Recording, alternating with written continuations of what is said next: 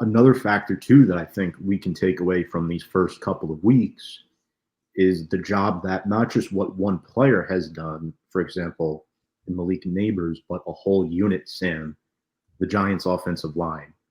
It's been an issue even before the second Super Bowl with Eli Manning at quarterback. Carmen Bricillo finally coming in after a revolving door of offensive coordinators, even back to Dave DeGuglielmo in 2020 when he replaced Mark Colombo when Joe Judge was head coach.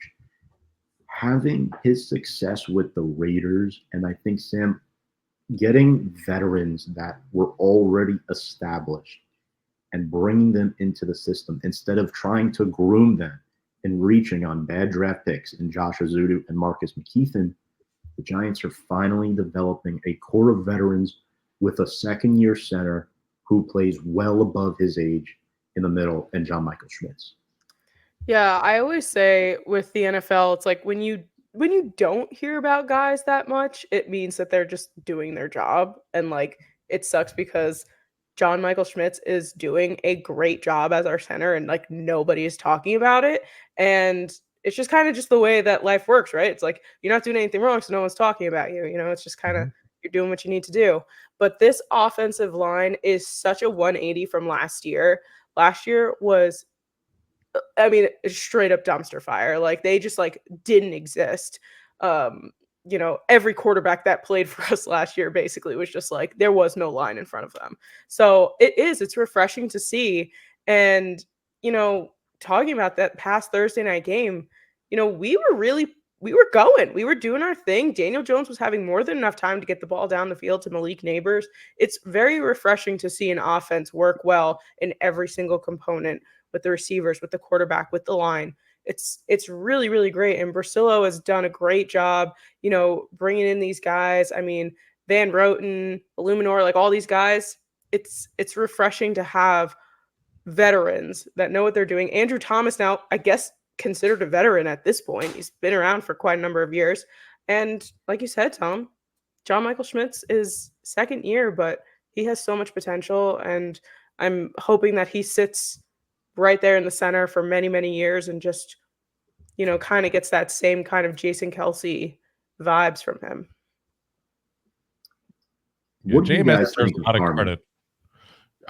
I like Carmen Bricillo a lot. I said in the beginning of the offseason when we signed him, Rob and I were ecstatic. We're like, this is probably going to be the biggest signing we have all offseason, which sounds weird in a year that you're literally signing a guy to a $30 million contract to get the quarterback. At least that's the rumor I hear. He's supposed to be able to do that. And, you know, go out and draft a guy from Malik Neighbors that we said going into this could be the most explosive offensive weapon in this entire draft. You know, you got big names you bring in, but this line has been so atrocious for so long.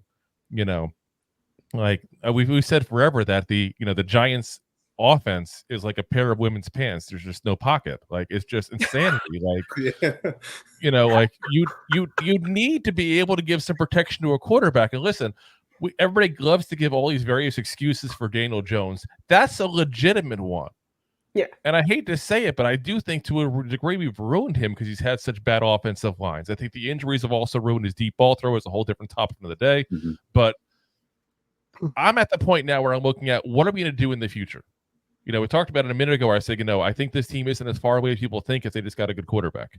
Well, you can't get a good quarterback if you don't get him a system to succeed in. So getting a decent offensive line, getting him the top weapon like he has now with Neighbors, whoever we get next year, he's set up for success. You don't have the excuse that, you know, Daniel Jones has had the last 6 years now. Now, the one concern I do have with what's going on is obviously we're having a little trouble running the ball.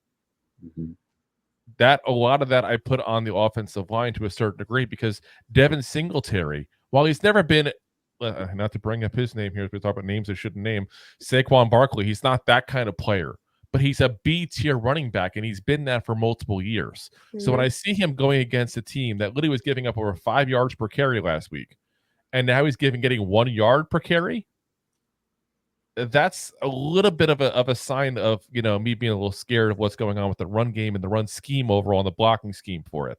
You know, I know Bricillo has talked in the past about wanting Jacob Johnson to be more involved. He likes having the fullback. He thinks it's a big integral part. If you look at the snap counts, he doesn't get in very much.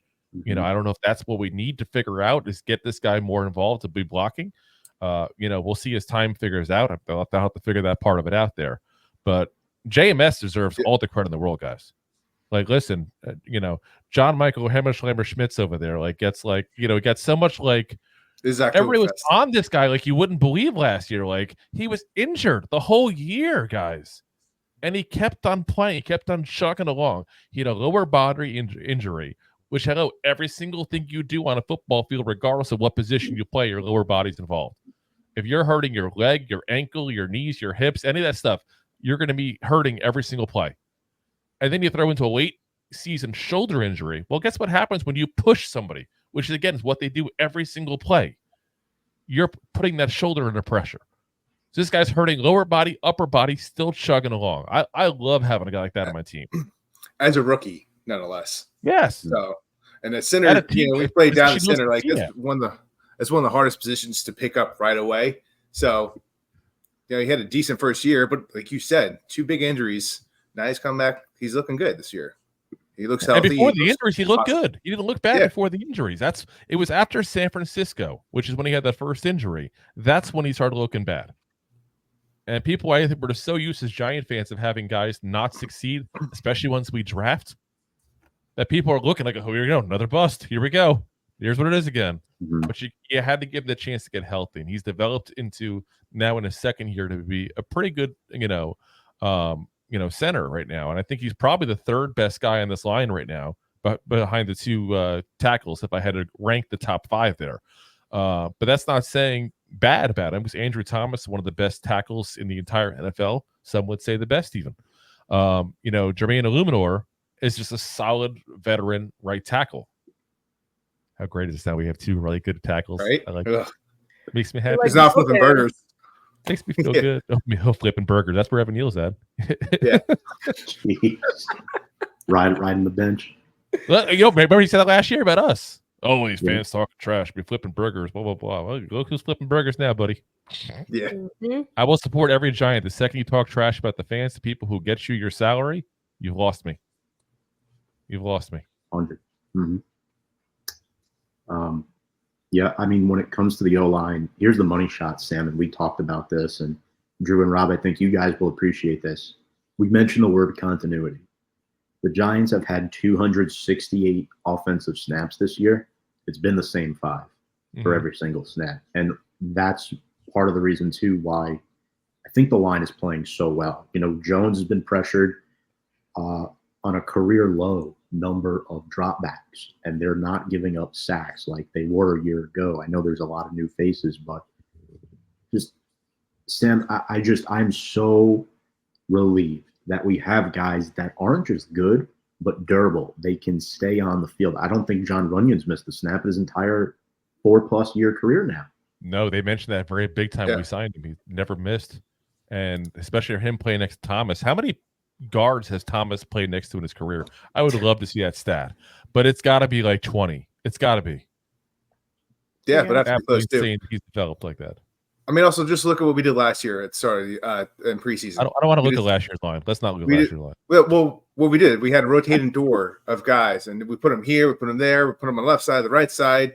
You play the center today, off the couch. Here you go, like continuity, like you said. It's been the same bunch of guys. Yeah, this way you know your left side and your right side. And I mean, if you think about it, a lot of those changes were happening because of how bad Evan Neal was playing. Like they were moving people around because they were like, why can't you do your job? Why are you blocking 1, no one, or 2, your running back who's trying to make it through? Like I feel like, wasn't that a play? He like turned around and basically just like stopped somebody from running or something like that. I don't remember, but it was just like, what are you doing, buddy? So that was a big part of it too. That's why we kept rotating, is because Evan Neal just didn't know how to do his job. 100%. They were trying to fix that in the offseason.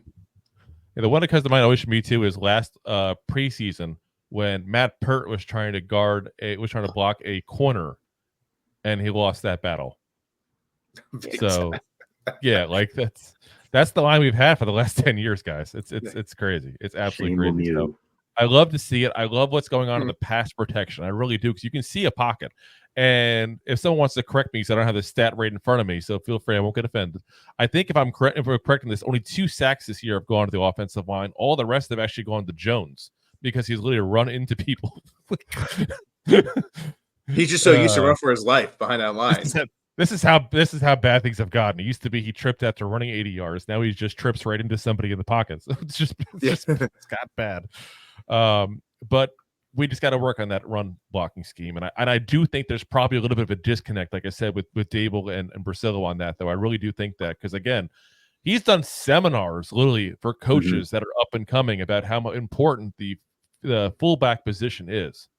And the fact that we have Jacob Johnson on this team and haven't utilized him like we should is just beyond me. When you have a guy who literally has done this miracle work here now on the pass protection, is saying, this is important to me. This is what I need to get my run scheme going.